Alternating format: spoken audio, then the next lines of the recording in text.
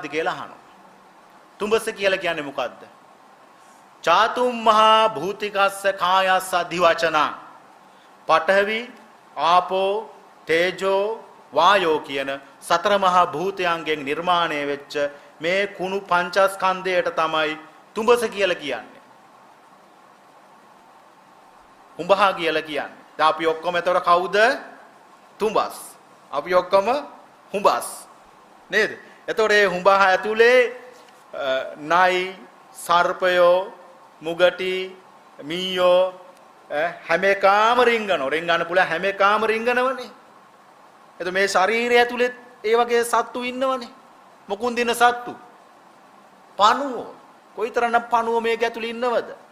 එතකොට අර හුඹා ඇතුලේ ඉන්න සත්තුන්ගේ හොස්පිටල් එකත් ඒක, টয়ලට් එකත් ඒක.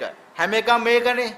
මේ ශරීර කූඩු ඇතුලේ ඉන්න ඒ සත්තුන්ගෙත් හොස්පිටල් එකත් මේක, টয়ලට් එකත් මේක, හැම එකම මේක. එතකොට අන්න පංචස්කන්ධය දිහාම දකින්නේ කියනවා, බලන්නේ කියනවා. දැන් හුඹහක් ගත්තොතින්, තුඹස ගත්තොතින් තුඹසට ඕන පඨවි, තද ගතිය ඕන. දැන් නම් හුඹහේ පැවැත්මක් නැහැ, තුඹසේ පැවැත්මක් නැහැ. ආපෝ කියලා කියන්නේ ජලය ඕන. හුඹහේ පැවැත්මක් නැහැ. තේජෝ කියලා කියන්නේ තේජස් බව, වැగిරෙන ස්වභාවය අවශ්‍යයි. වායෝ කියන්නේ සුළඟ අවශ්‍යයි. එහෙම නැත්නම් තුඹසේ හුඹහේ පැවැත්මක් නැහැ.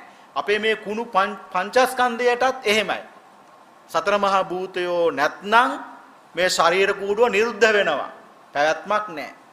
එතකොට පින්වතුනි දැන් කුණු පංචස්කන්ධයක් කියලා ඇත්තොන තේරෙනවා. දැන් ගන්නකො මේ දෙතිස් කුණ කොට්ටාස මොනවද? අත්ති ඉමස්මින් කායේ කේසා කෙස් ලෝමා ලොම් නඛා නියපොතු දන්තා දත් ආදි වශයෙන් තියෙනවා.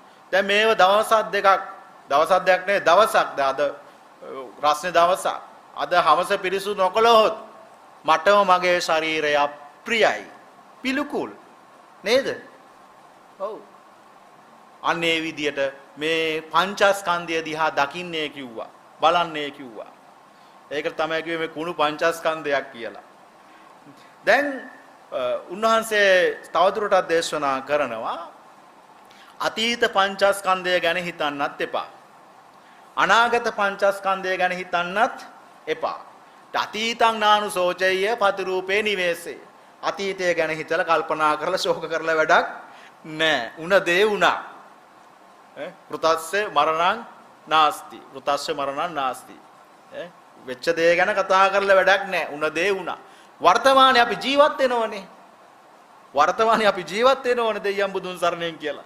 මේ වර්තමානයේ ජීවත් වෙන අතීතයෙන් ඔබ ඉගෙනගත්ත ඒ පාඩම් වලට අනුව, අධ්‍යක්ීම් වලට අනුව මේ කුණු පංචස්කන්ධය දිහා දකින්න. මේ කුණු පංචස්කන්ධය දිහා බලන්න. ඒ දකින්නේ බලන්නේ නිකන් අර රේඩියෝ මේ ටෙලිනාට්‍ය චිත්‍රපටියක් දකින්න ආගෙන ඉන්නවා ඒ විදියටද? නෑ. අවබෝධයෙන් දකින්න. අවබෝධයෙන් බලන්න.